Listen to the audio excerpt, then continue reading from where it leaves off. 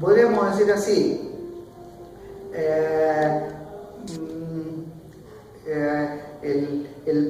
el punto nuclear de esto, que estaría en el siglo XVIII, con todas las corrientes ilustradas y no ilustradas, es muy importante porque buena parte del vitalismo que después se va a impregnar en autores como Sorel y por ende Mariátegui. Recuerden ustedes que autores han llegado a decir que Mariátegui conocía mejor a Sorel que a Lenin, para que ustedes tengan una idea de ese marxismo pasional de Mariátegui. Es que, continúo, uno de los autores que pone esto en cierta cota, o que establece un tipo de antinomia entre la razón política y la no razón política, la violencia, es Kant. Pero que asimismo Kant tiene que reconocer que en el fundamento de todo orden político está la violencia. Hay otra cosa que la razón y el derecho. No me importa mucho abundar, pero esto impregna buena parte de las corrientes del siglo XIX. Una de las partes interesantes de esto es que muchas de las posiciones teóricas que apelan al mito como una contrafigura a la razón dominante encallada en las instituciones, que podríamos decir así, son las formas prototípicas de la sedimentación burguesa del dominio a partir del siglo XIX, tienen un punto de consolidación a partir de una reconsideración de lo que es la existencia. Es muy importante que uno trate de ver esto, porque inclusive en ese campo de tensiones que habitan en Mariátegui entre la pasión y la razón, uno podría decir que se reproducen ciertos puntos de disputas entre Gramsci y Sorel, o para decirlo así, la apropiación que hace Gramsci de Sorel y que impacta muy importantemente en la biografía intelectual de Mariátegui. Ya voy a tratar de desarrollar un poco el punto en Gramsci, del mito en Gramsci. Pero antes me quiero detener en que buena parte del siglo XIX, que son los antecedentes mediante los cuales podríamos decir así se configura la importancia del mito en política. Cuando digo importancia ya no es como que se pone al mito lo otro de la razón política, sino que parece que el mito comienza a fungir como una parte constituyente de la racionalidad política. Parece un poco raro, ¿no? Parece que la razón necesita para algunos autores de apelar a un carácter intuitivo, contraargumentativo, que es... ¿Se está entendiendo lo que digo? Más o menos. Contraintuitivo. Uno podría decir, bueno, Henri Bergson, la filosofía vitalista, impulsivista, pasional, esta filosofía del élan vital, de esta, podríamos decir así, de esta configuración del instinto que tiene un efecto arrollador sobre la intelectualidad o el racionalismo, o podríamos decir así, el frío racionalismo burgués, comienza a configurar posiciones que podríamos decir así, antirracionalistas, antiintelectualistas y en cierto sentido anti-institucionalistas de la política. Es decir, digamos, es a partir de este autor, de una serie sucesiva de autores, en donde se comienza a configurar una corriente de pensamiento muy difusa, muy compleja, muy densa y muy variada, que ejerce, podríamos decir, un papel nutricio o de bases o de provisión de recursos significativos para enderezar una crítica, vamos a decirlo así, al parlamentarismo burgués. Buena parte de las corrientes que podríamos decir así vitalistas, y algunas de las que yo he mencionado, que funcionan como un conjunto de argumentos en donde se reputa al criterio de búsqueda, o podríamos decir así, de heurística política de la racionalidad burguesa, que el punto nuclear de la heurística o de la búsqueda de soluciones o solventación de conflictos sociales de la racionalidad burguesa es el parlamentarismo, ¿sí? Buena parte de estos autores, no es menor que, podríamos decir así, a partir de 1910, 1915, ya hay anteriores pero son posiciones netamente conservadoras, que realizan una crítica radical del parlamentarismo, porque ven en el parlamentarismo, podemos decirlo con Marx, la piedra de toque de la dominación de clases burguesas. Esta idea que ya en Marx está en contra de la democracia como ejercicio del, voy a decirlo así, de la democracia política como ejercicio del sufragio universal, encuentra en las posiciones anarquistas, del anarcosindicalismo, a la Proudhon, inclusive en posiciones reaccionarias o antirrevolucionarias, como el catolicismo conservador de Donoso Cortés, encuentran una fuente de, podríamos decir así, de crítica al parlamentarismo. Uno no se equivocaría en decir que sí, hasta bien entrado la década de 40 del siglo pasado, o sea, 1940, la extrema derecha y la extrema izquierda coinciden en una cosa, en criticar al parlamentarismo. Y ahí podríamos hacer una contraposición entre dos autores que ya he mencionado, entre Walter Benjamin, que tiene una teoría del mito en política, es más, que tiene posiciones que inclusive son antitéticas que no pueden ser compuestas en una obra, y también las posiciones de un Carl Schmitt, que también es un crítico furibundo del parlamentarismo. Incluso hay un escrito que se cita muy poco de Carl Schmitt, que es de 1923. Fíjese, en 1923 Mariátegui está en Italia. En 1923 Gramsci todavía no entró a la cárcel. Sorel murió hace muy poco, pero ya suscribía buena parte de la ideología fascista. Robert Michel ya estaba en Italia, se había formado, uno podría decir así, es a partir de 1910 que se forma ese torbellino de ideas que se llevan a la práctica y que fungen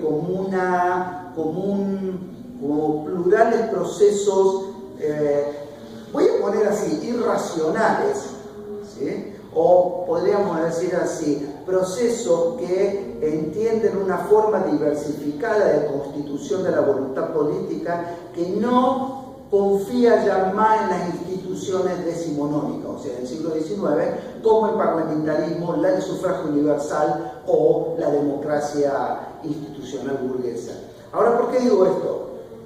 Podríamos decir así, ¿cómo funciona esta idea de que en algún momento comienza a constituirse una idea, o podríamos decirlo de dos formas, no quiere decir lo mismo, pero son matices. De una forma es que comienza a aparecer una otra racionalidad que no es la racionalidad burguesa en política, una forma de decirlo. O por otro, comienza a confiarse en, digamos, una reconfiguración del mito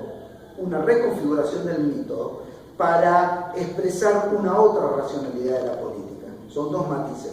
Primero, ¿por qué digo reconfiguración del mito? Primero porque se le va a desproveer al mito y fundamentalmente esa es la función política del mito, se le va a desproveer al mito de esa remitencia a un relato originario, primigenio, o que siempre alude a un mandato de lo arcaico. Es muy importante que uno vea que para usar el mito tal como lo usa Sorel por primera vez, ¿sí? Es que fue en 1908, y que va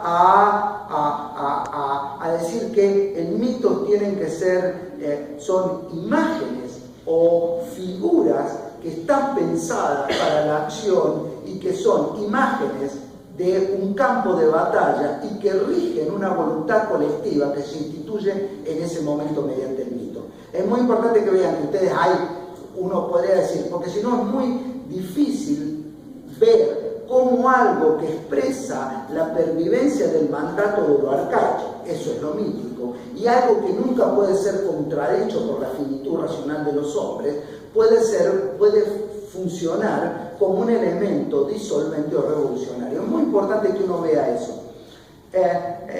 Primero, en Reflexiones sobre la violencia en 1908, lo que hace Sorel es una versión podríamos decir así, muy particular del marxismo y de una crítica a las posiciones socialdemócratas, socialistas, burocráticas, etcétera, etcétera.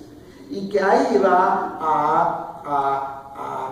a rechazar, como ya lo dije, digamos,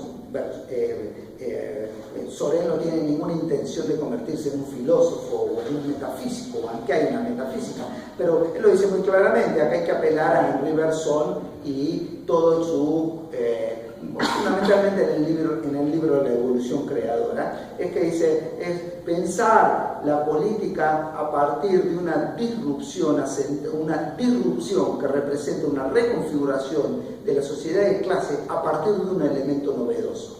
Un elemento que es antiintelectual y es un elemento que tiene con, en el mito, la constitución de una figura, un conjunto de figuras. Es muy importante que uno vea esta idea de figura porque es una referencia muy clara a la figura, ¿sí?, a la apelación a la intuición como modo de conocimiento de las masas proletarias. Es muy importante porque Sorel llega a decir, podríamos decir así, esta articulación entre estos tres elementos, la pasión, que hace una referencia, podríamos decir, que hace una referencia prototípica que en el comienzo siempre es la acción, y que la acción funge como una dialéctica que es a su vez deseducadora, disruptiva, revolucionaria, rupturista y a su vez educadora. Hay una, podríamos decir así, hay una reconsideración del concepto de praxis que ahora no va a tener que ver con una relación dominada por un concepto de razón que es meramente intelectualista.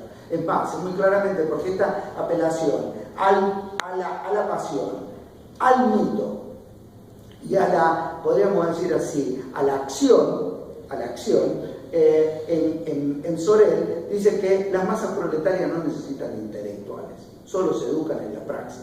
Y ahí aparece otro momento que, podríamos decir así, dentro del marxismo ha sido muy debatido, del marxismo de ese tiempo, por supuesto, que ha sido muy debatido y que ocupó una discusión muy importante, inclusive una disputa triangular, podríamos decir así, entre Lenin, Rosa Luxemburg y Antonio Gramsci. Es sobre la capacidad que tienen las masas para organizarse, parece un contrasentido, pero voy a jugar con eso, organizarse espontáneamente. Es muy importante que ustedes vean que cualquier cosa que quiera decir el mito tiene que ver con un carácter modelante, plástico, podríamos decir así, educador, que excluye, que rechaza, que deslinda la posibilidad de que sea algún tipo de aclaramiento racional a partir de pasos sucesivos de argumentación. Es muy importante que ustedes vean esto, porque podríamos decir así, Sorel va a poner estos tres elementos que van a ser articulados, van a constituir, pero él va a poner dos elementos muy importantes, o tres, podríamos decir así. La sociedad burguesa es una sociedad que se reproduce mediante el empleo de la fuerza.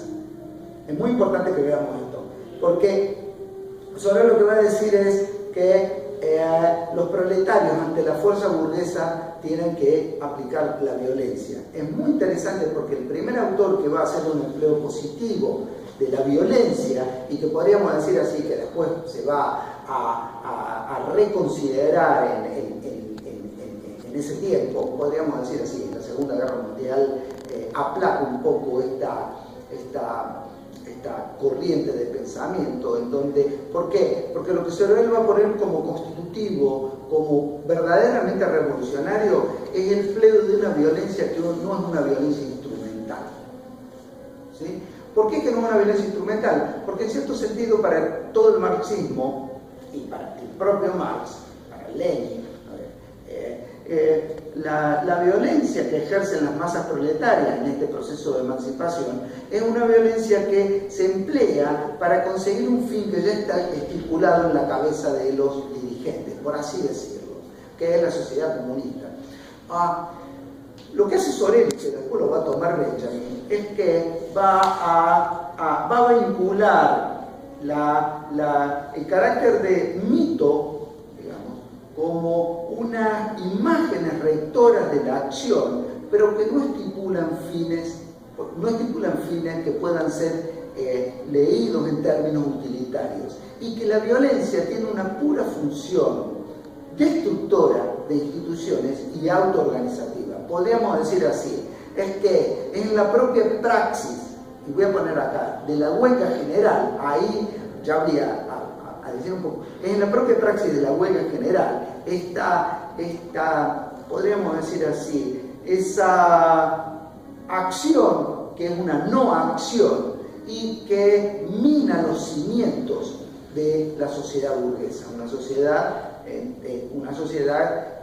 de acumulación asentada sobre el intercambio de salario por fuerza de trabajo. Una huelga general quiere decir que separa la fuerza motriz del proceso de acumulación. ¿Y por qué va a decir el principio y el fin de la sociedad burguesa? Dice, está en el mito de la huelga general. Es un acontecimiento, dice, primero que no es utópico, ¿sí? No tiene nada que ver con ideas o figuras, pero sí tiene que ver con un propio proceso. Yo dije recién, es un proceso de deseducación, ¿sí? Podríamos ponerlo así, es que las masas dejan de ser aquello que la burguesía, en lo que la burguesía las ha convertido, y a su vez autoeducativo. Y es un proceso que es autoeducativo porque es muy importante, porque en la huelga general desaparece cualquier tipo de diferencia entre dirigentes y dirigidos. Uno de los problemas del marxismo, el problema del marxismo, desde los tiempos del manifiesto comunista, o de esas disquisiciones entre el Marx de 1843 y el Marx de 1848, es que el devenir de sí de la clase proletaria está contaminado por una relación pedagógica entre el crítico, el filósofo o el teórico. Marx usa eso como sinónimos, y la masa. Siempre hay una relación en términos de la racionalidad organizativa, política o emancipatoria, como lo que ustedes quieran, entre alguien que posee la razón, los dirigentes del Partido Comunista, la vanguardia, como ustedes quieran llamarlo, da lo mismo, y una relación de poder. Es pedagógica, toda relación es relación de poder. Toda relación pedagógica es una relación de poder. Y el otro que está desposeído de razón. Lo que va a hacer con el mito de la huelga general Sorel va a poner como una acción, o una acción que es una no, podríamos decir, una acción que es una no colaboración. ¿Sí? Mucho se ha discutido ahí sobre si es una no acción que es acción o una acción que no es acción. No me importa mucho, no podría resolverlo. No tengo posición tomada. Es una acción de no colaboración, lo voy a decir así, que ejerce una violencia, podríamos decir, pura, originaria. Una violencia que se explica, digamos, ustedes dirán, bueno, ¿pero qué significa ahí la violencia? Es como si fuera una furia de destrucción de todas las instituciones que reproducen la sociedad burguesa. Podríamos decir así, si uno quita la base de sustentación del proceso de acumulación, le quita las bases de reproducción de la sociedad burguesa. Y es muy importante que, podríamos decir así, es que Sorel dice en dos partes, que la huelga general, el mito de la huelga general es un hecho violento y que a su vez está acompañado de principios de procesos violentos. Fíjense cómo hay, nosotros vemos que en Sorel parece un poco que y por eso Sorel tuvo una influencia tan importante en los convulsionados tres primeras décadas del siglo pasado. Un ingeniero de ferrocarriles que cuando se jubiló empezó a escribir. O sea, no era ni siquiera un filósofo, formaba parte de círculos, pero generalmente de los círculos intelectuales en Francia lo echaban, porque parece bastante radicalizado, tenía una lógica de pensamiento. Pero fíjense, alguien que va a poner a la violencia como un valor de la nueva política. Ni siquiera Marx, cuando dijo que la violencia es la partera de la historia, le había desprovisto a la violencia de un carácter instrumental. Acá la violencia no es un instrumento, sino que es, no es un medio, sino que es un principio y un fin organizativo del proletariado. ¿Por qué? Es muy interesante que cuando uno lee las reflexiones de la violencia, que es un libro un tanto paradójico incluso, porque digamos, no forma una totalidad, es que al final de eso, como no es una utopía, es más, es muy interesante porque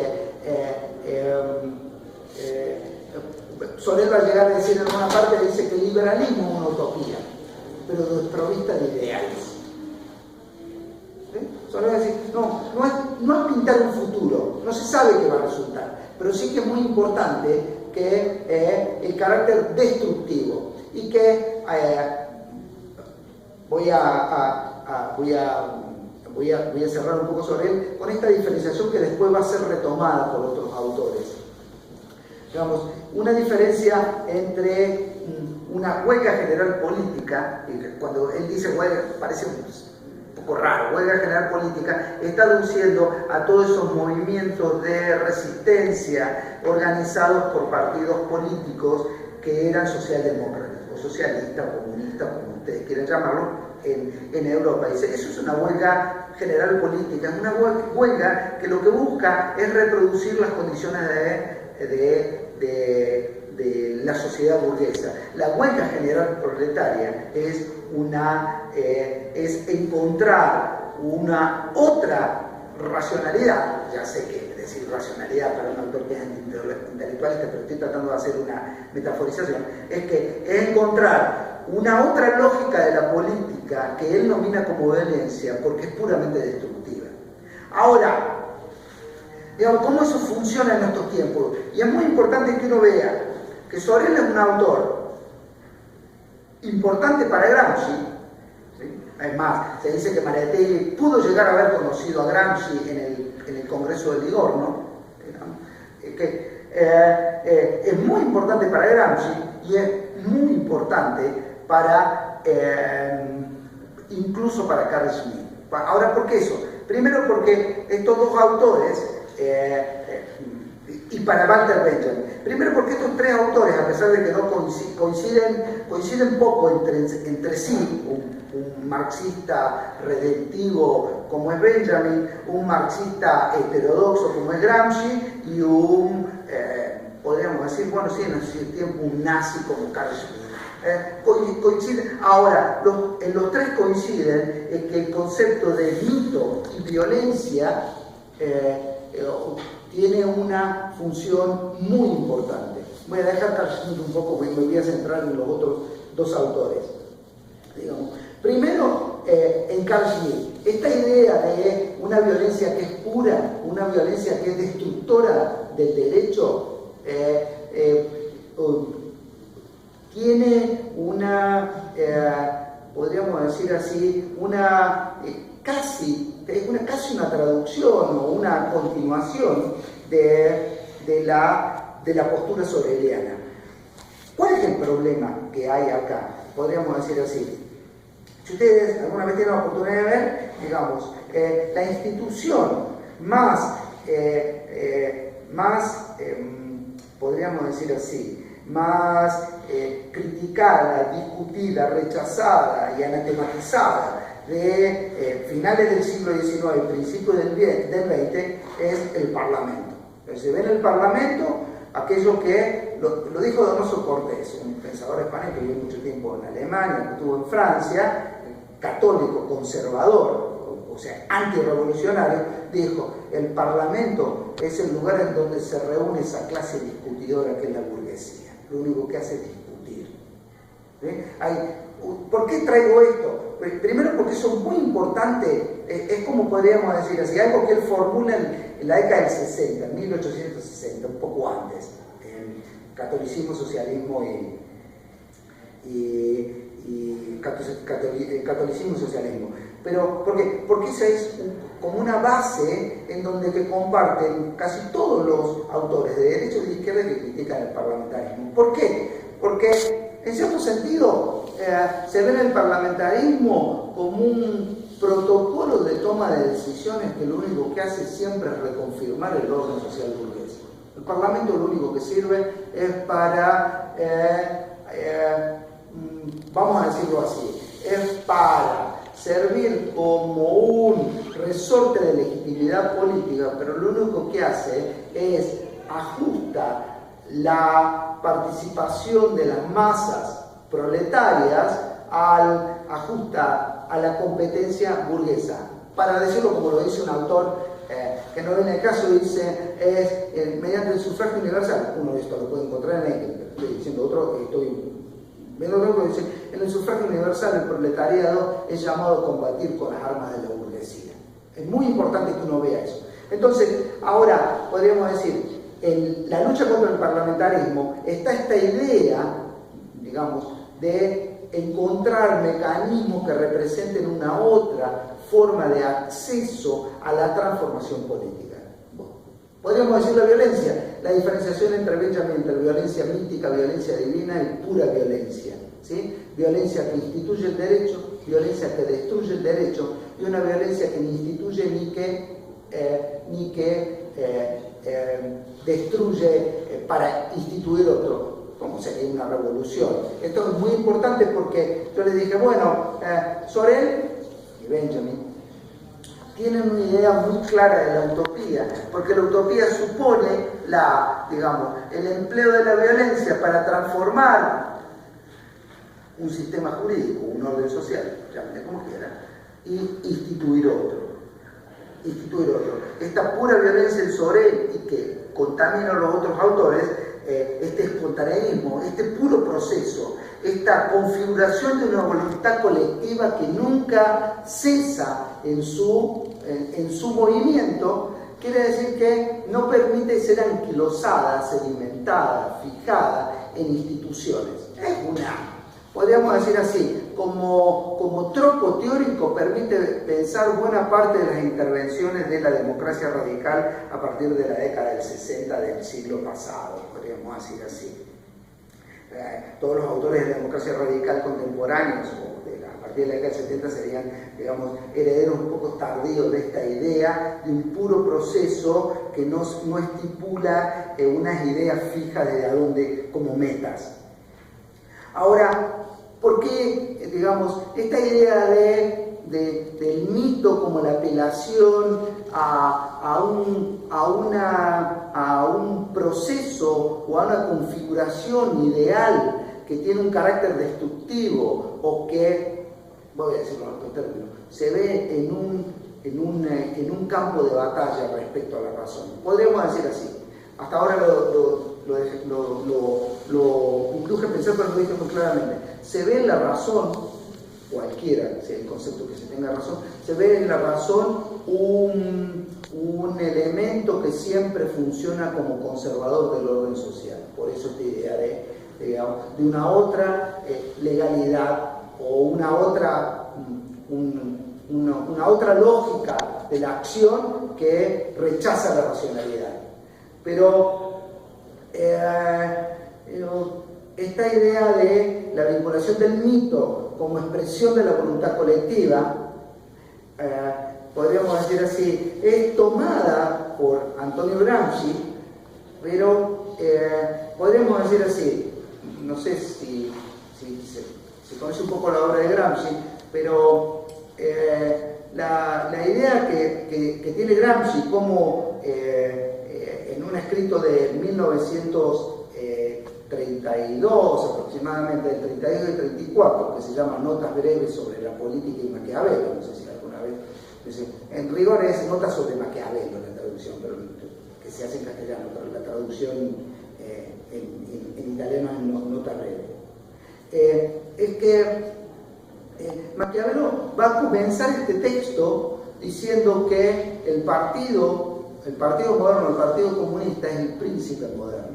Y es muy importante porque en la primera frase aparece la idea del mito, inclusive la apelación a Sorel. Solo que es una apelación, podríamos decir, es una apropiación crítica de Sorel. Primero porque quien haya leído a Gramsci va a poder percibir muy claramente que la función, podríamos decir, fuerte organizativa de un partido político que ejerce una dirección intelectual y moral, es decir, dirección intelectual y moral o hegemonía, es que rechaza la idea de espontaneismo. Incluso cuando uno lee la obra de Gramsci va a ver que permanentemente él está rechazando la idea de Rosa Luxemburg, de Sorel, de esta idea, de este carácter asambleísta, espontaneísta de la organización de masas, sino una fuerte dirección, voluntad colectiva, organizativa. No existe un principio que ordene la lucha política. Ahora, ¿cómo entra el mito ahí? Es que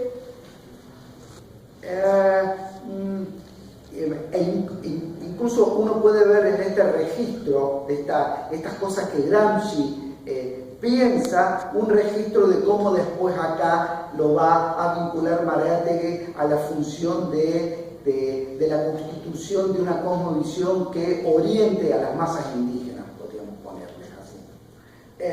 Es que Gramsci va a pensar que el mito, dice, es claro, esas notas sobre Maquiavelo, que no leyó El Príncipe de Maquiavelo, pero le puedo contar dos cosas. Maquiavelo hace todo en ese libro del Príncipe, hace todo una descripción de lo que debe hacer un príncipe para conservar el poder. Todo lo que debe hacer un príncipe para conservar el poder. Pero eso